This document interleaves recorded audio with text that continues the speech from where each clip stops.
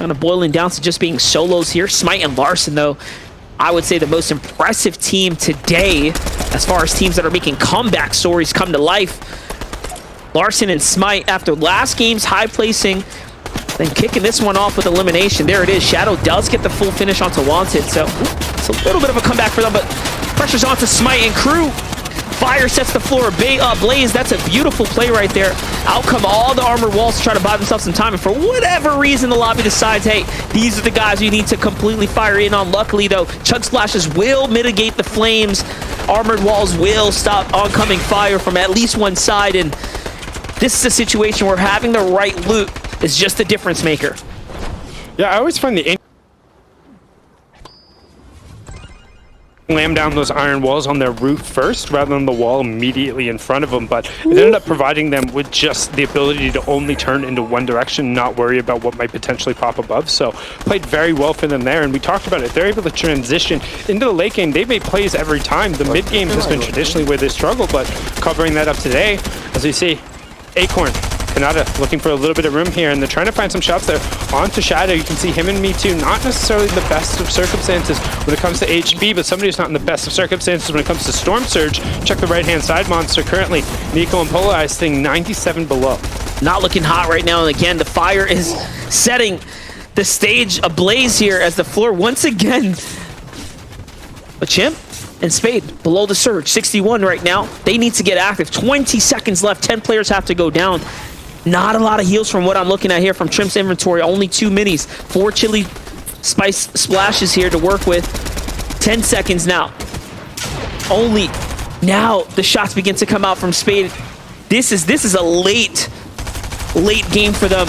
There's a fight right above them though, Monster. There's a fight literally going on. There's another Storm Surge fight just 2 layers above them, so they're waiting, trying to maybe take advantage of this, trying to drop somebody down. My eyes are pinned on the right side of the screen right now because that's the team who has the chance to maybe push Booga and Miro, but we knew that they got early elims, so they're the ones who aren't under the Storm Surge. Jamper and Fade are, and his Jamper on the other side, and Spade has completely backed down. Chip trying to find some room, but Spade is taken out back to the zone. Storm Surge is going to just be hammering away. No, they were able to get above it, but it cost them Spade, and it cost him so much of his utility.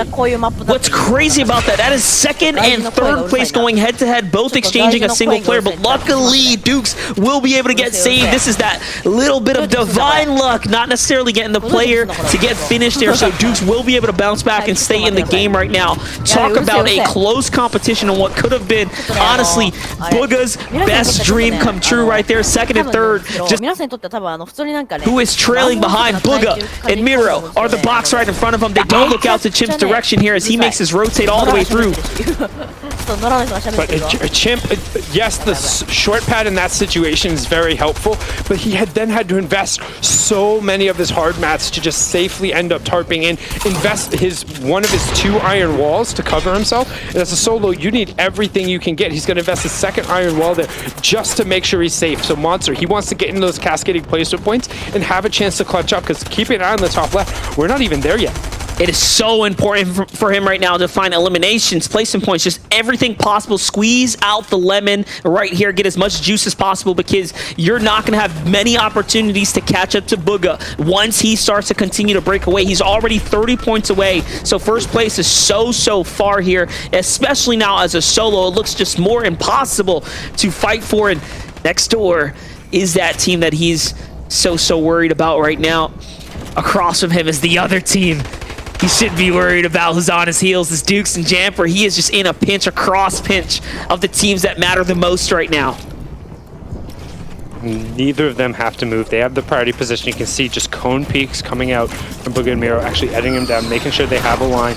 You can hear the launch pads being placed out. They're going to high pat, and they have it pinged towards the far side of the zone, so you can tell they want to go maybe not all the way for height, but at least a layer that's up above. They don't want to be all the way on the ground floor, knowing it's going to be incredibly chaotic. They're the ones with the purple rays on the left side of your screen. They're also in the top right. In the bottom right-hand corner, we have Chimp, who is the solo in second place, trying to continue his run going through.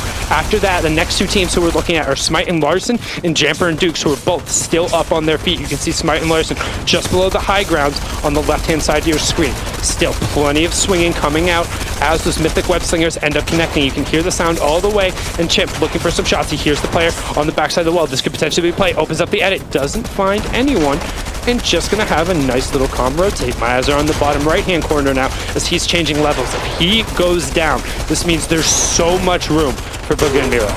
Might have been caught for a moment, but now Surge is definitely the warning here that's coming through.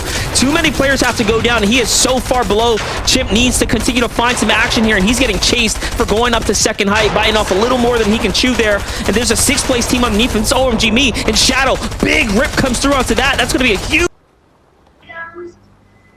Chimp now is under Surge threshold, 200, 170. He needs to find some tags here. Only 2 more ticks separate him. Big one there, but the counter fire was a little bit stronger, and 3 points get awarded to Shadow and company. On height though, Kanata and Acorn managed to maintain this position here. They snuck their way on up. This is the 2nd game now. They're on high ground, trying to fight for a victory royale. Day still in this one as well, earning points on the low. Jamper falls to the hands of Booga. Huge elimination there as Booga once again starts cutting down the competition.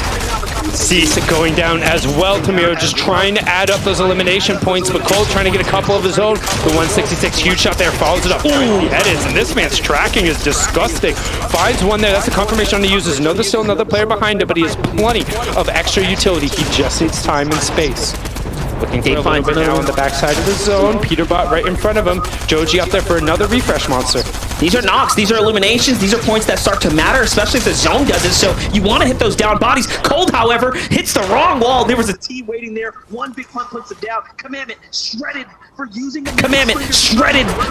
the Mythic Slingers to try and make a rotate there from Acorn and Kanata, who are just a little bit more aware. They are paying so much attention, lower themselves now to get closer to the enemies here. Smite is still alive here, earning points. He is a solo as well. What can we see him do? We've already seen this team just let loose every time they come into endgame. This is one of the better. Another from Miro. Look at that. He even pops a mini for 2 HP. Anything matters right now. And Miro picking up yet another elim. And I mean, at this point in Booga and Miro, I mean, we might be looking at the W here if they're able to rack off another win and more points. And they're one of the few duos who are still up on their feet. They're on the low ground. They have 6 eliminations, 328 monster. I don't think anybody's even close to 300 at this point, and they're really opening up the gap, trying to put a firm stamp on it. They say trios, solos, duos, it doesn't matter. If we're Booga and Miro, we're winning it all about face. They find yet another elim. Trashy gets cut down, and Booga tips back into the zone. A nice little bounce back will provide him with a little bit of respite here as Bucky and Cam still up on their feet as well. Kanata and Acorn trying to rain shots in the mountain, trying to get a connection. They have plenty of mats, but no ammo. What? Yeah.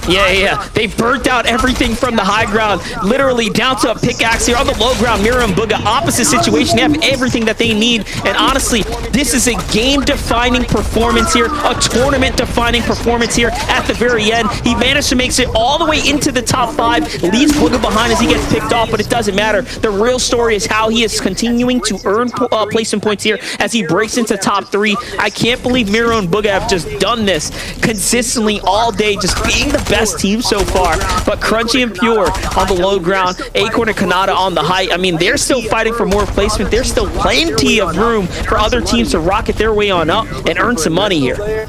Miro looking for a nice little layer of change there, but invests about half of his mats to not quite get it. Trying to find the cone jump to get up, but instead has to cover himself with a floor and a cone to make sure Acorn can't get some pressure. Trying to find a 1v1, finds a nice little trade, but he gets a decent amount of shield. They're still in the zone, trying to find the spray, taking the straight up fight against Acorn, winning the trade so far, swaps the pickaxe, gets the 24, but gets taken down. However, another top 3 performance for our leaders. And I mean, we see 3rd place. They're nearly a...